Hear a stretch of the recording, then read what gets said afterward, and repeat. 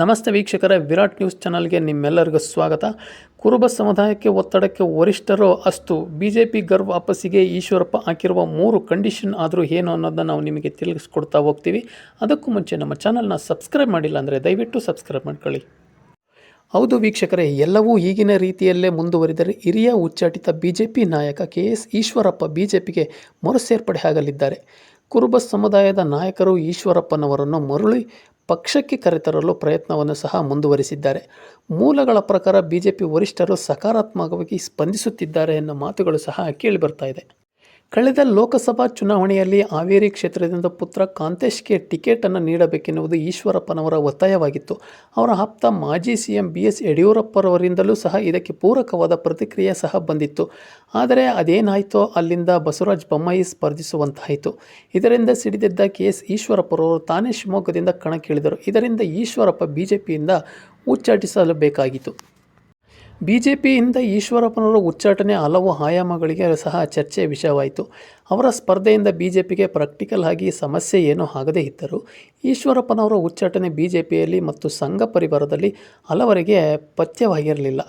ಆ ವೇಳೆ ದೆಹಲಿಯಿಂದ ಕರೆಸಿಕೊಂಡಿದ್ದ ಅಮಿತ್ ಶಾ ಭೇಟಿ ಮಾಡದೆ ಅವಮಾನ ಮಾಡಿ ಕಳುಹಿಸಿದ್ದರು. ಬಿಜೆಪಿಯ ವರಿಷ್ಠರು ಸಮಾಧಾನದ ಒಂದು ಮಾತು ಆಡಿದ್ದರೆ ಈಶ್ವರಪ್ಪನವರು ಕಣದಿಂದ ಹಿಂದೆ ಸರಿಯುತ್ತಿದ್ದರು. ಉಚ್ಚಾಟನೆಗೊಂಡ ಈಶ್ವರಪ್ಪನವರನ್ನು ಕರೆತರುವ ಪ್ರಯತ್ನ ಮತ್ತೆ ವೇಗ ಪಡೆದುಕೊಳ್ಳುತ್ತಿದೆ. ರಾಜ್ಯದಲ್ಲಿ ಮುಖ್ಯಮಂತ್ರಿ ಸಿದ್ದರಾಮಯ್ಯನವರ ನಂತರ ಕುರುಬ ಸಮುದಾಯದ ಪ್ರಭಾವಿ ನಾಯಕರಲ್ಲಿ ಮುಂಚೂಣಿಯಲ್ಲಿ ನಿಲ್ಲುವವರು KS ಈಶ್ವರಪ್ಪನವರು. ಪಕ್ಷ ಮತ್ತು ಸಂಘದ ಮೇಲಿನ ಇವರ ನಿಯತ್ತು ಪಕ್ಷಾತೀತ, ಪ್ರಶ್ನಾತೀತ. ಈ ಕಾರಣಕ್ಕಾಗಿಯೇ ಹಲವರಿಗೆ ಇವರನ್ನು ಪಕ್ಷದಿಂದ ಉಚ್ಚಾಟಿಸಿದ್ದು ಇಷ್ಟವಾಗಲಿಲ್ಲ. ಜೊತೆಗೆ ಯಡಿಯೂರಪ್ಪನವರ ಕುಟುಂಬದ ವಿರುದ್ಧ ಇನ್ನಷ್ಟು ಜನರಿಗೆ ರಾಜಕೀಯ ಕೋಪ ಹೆಚ್ಚಾಗಲು ಇದುವೇ ಒಂದು ಕಾರಣವಾಯಿತು ಕೂಡ.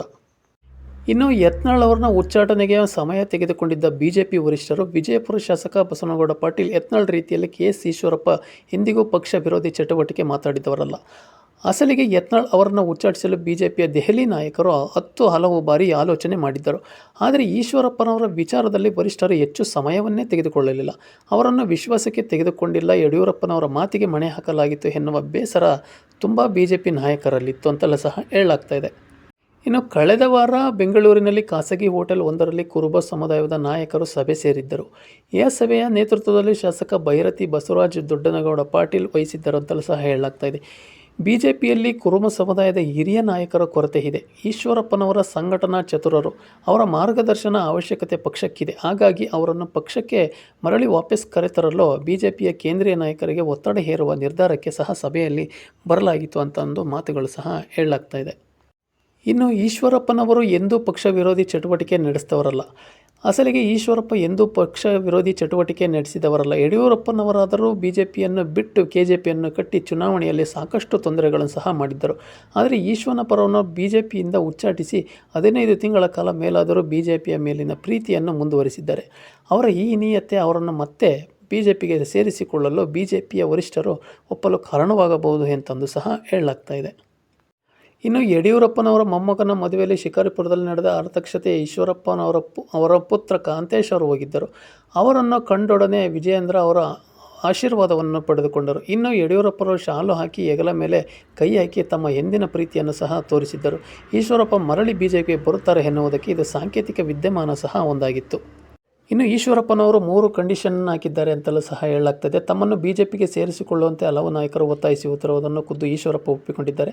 ಸಂಘ ಪರಿವಾರವು ಇದಕ್ಕೆ ಮುನ್ನೋಡಿಯನ್ನು ಸಹ ಬರೆಯುತ್ತಿದೆ. ಆದರೆ ಕೆಲವೊಂದು ಮೂಲಗಳ ಪ್ರಕಾರ ಈಶ್ವರಪ್ಪನವರು ಬಿಜೆಪಿಗೆ ಮರುಸೇರ್ಪಡೆಗೆ 3 ಷರತ್ತನ್ನು ಹಾಕಿದ್ದಾರೆ ಅಂತೆಲ್ಲ ಸಹ ಹೇಳಲಾಗ್ತಾ ಇದೆ. ಅದರಲ್ಲಿ ಒಂದು, ಶಿವಮೊಗ್ಗ ರಾಜಕೀಯದಲ್ಲಿ ತಮ್ಮನ್ನು ವಿಶ್ವಾಸಕ್ಕೆ ತೆಗೆದುಕೊಳ್ಳಬೇಕು. 2ನೇದು, ಬರೀ ಅಪ್ಪ ಮಕ್ಕಳ ಮಾತೇ ಅಂತಿಮವಾಗಬಾರದು. 3ನೇದು, ಮುಂಬರುವ ಚುನಾವಣೆಯಲ್ಲಿ ತಮ್ಮ ಕುಟುಂಬಕ್ಕೆ ಪ್ರಾತಿನಿಧ್ಯ ಸಿಗಬೇಕು ಎನ್ನುವ ಕಂಡೀಷನ್ ಹಾಕಿದ್ದಾರೆ ಅಂತಲೂ ಸಹ ಹೇಳಲಾಗ್ತದೆ.